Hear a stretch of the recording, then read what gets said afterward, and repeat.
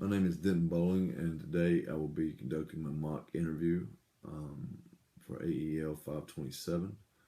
Uh, as I proceed with this activity, I will read the question from the paper in front of me and then respond to that question in a way I see would be appropriate. So, question number one: reflect on your past experiences and tell about the one experience you have had that most qualifies you for a school leadership position. As a coach and a teacher, there are many, many things in which, I guess I would say would qualify me for a leadership position. But if I had to pinpoint one experience, it would be at first, I guess you would say, my first time at Northridge High School. I was appointed head softball coach. Before becoming head softball coach, I was an assistant. Over the course of that year, as an assistant, I learned a lot about the game, learned a lot about kids. Wasn't really fired up to be I guess you would say, a girls coach. I always associated myself with the coach of a male sport.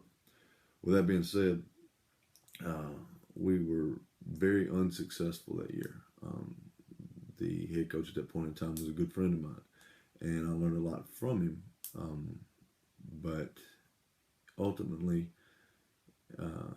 he was let go from that position, and I took over. And in taking over that program, I had to do probably one of the most, I guess you'd say, complete turnarounds of a program at that given time that had taken place at that given time. And no one had really given the program much chance. And again, I reiterate, I didn't want to be around girls. But as far as it relates to an administrative position, I would say that, or why I guess you would say that it qualifies me, because I had to take over that program, and in order to be successful, I had to get a group of girls who had never been successful to buy into a process. And when I had those girls buy into that process, over the course of the next 3 years, we were able to win 89 softball games at a school that had previously not won more than 14 in a single year. And I say that because I don't want to come off as braggadocious by any means, because ultimately it was the girls that played the game. But in order to get them to become successful in what they did, we had to reach out to parents. We had to reach out to the community. We had to reach out to schools. We had to balance a budget that was very, very, I guess you'd say, in the hole, and turn it to where we would finish in the black. And we were able to accomplish all those things. And from that, I feel like I gained valuable experience that has continued to carry me through my coaching career, through my career as an academic teacher, and then on, I guess you would say, on into this this administrative or educational leadership course. So there were many things that took place over that year that I feel gave me, I guess you would say, the motivation to take part in this program, and to, I guess, try to attain a certificate in educational leadership. So if that was the one experience I had, it would be, again, taking a program that had previously not been very successful, and basically the laughing stock of softball in the particular area that we were in at that point in time, and turned around and made a playoff team in 3 years by getting a group of individuals to buy into a process and truly leading them. I would say more so than actually coaching them. So that experience was gratifying at that point in time, still is, but more than anything, it kind of set the tone for my career, and it has helped me grow as a professional in many ways. Question number 2. Describe an experience you have had with shared leadership. Give an example of a task that you would consider appropriate for shared leadership. Again, it's easy to point out a lot of things. Yes, I am a coach. A lot of times coaches get kind of the negative connotation that goes with them because they're only here to coach. But I find that some of the best coaches that I know in this profession are also great classroom teachers. And in saying all that, I would say that the question regarding shared leadership, again, applies to myself as a coach. you turn around and as an assistant coach, there have been expectations placed on me, and I've had to be held accountable for those expectations to make sure that the things I was supposed to be doing were done, and that the product I put on the field, just as in the classroom, was acceptable as well. As a head coach, I've been able, I guess you say, over the last 4 years to turn around and delegate certain responsibilities in certain areas, and tell my assistants, those subordinates of myself, to to go all out and to buy in. I had to hold them accountable, and usually that's worked out really well. So to me, that's the true definition of shared leadership. I guess I wear the name tag that says the man in charge, but ultimately shared leadership to me turns around and you've got to, I guess you'd say, delegation, and then the foresight to make sure that the things that you need to be done are getting done in one way, shape, form, or fashion. And also, in turn, that leadership being shared, or that delegation will allow you to be successful in many realms, especially in the field of education. As far as a specific task that I would say would be a task of shared leadership would be if I were to turn around and say we were going to create some sort of tutoring program for our athletes, and over the course of that program assign different coaches nights of the week in which they would oversee the program and the implementation of what we're trying to do to make sure we've got our athletes that have good enough grades to be able to continue to play ball for us.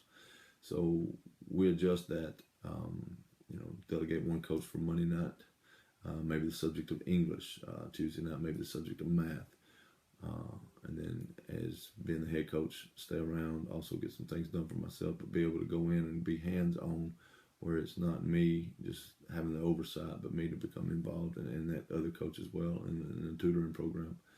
And I think by doing so, coaches or subordinates at that point in time would be more likely to turn around and get on board. I know we've done it in the past, and things like community service projects that we've done athletically.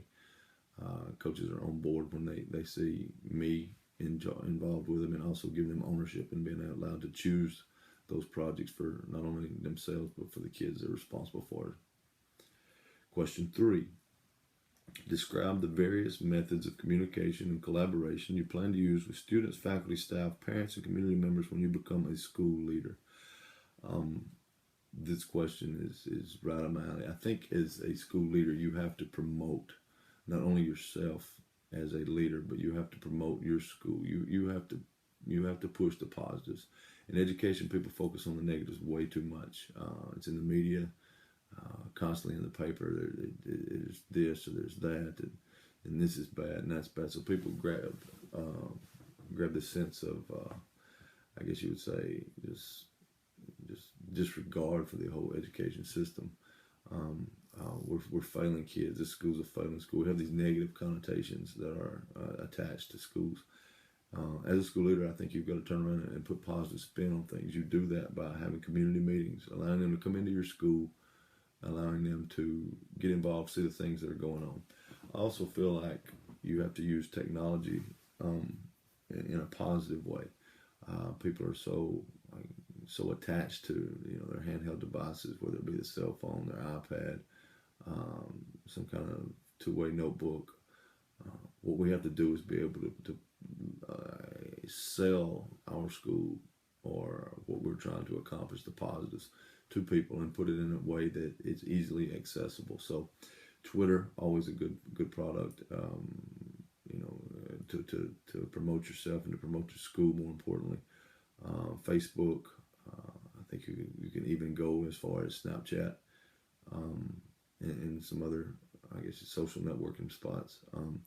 Get parents involved via email. A lot of times they do not like to answer the phone, as if you call them, or some kind of automated text message service.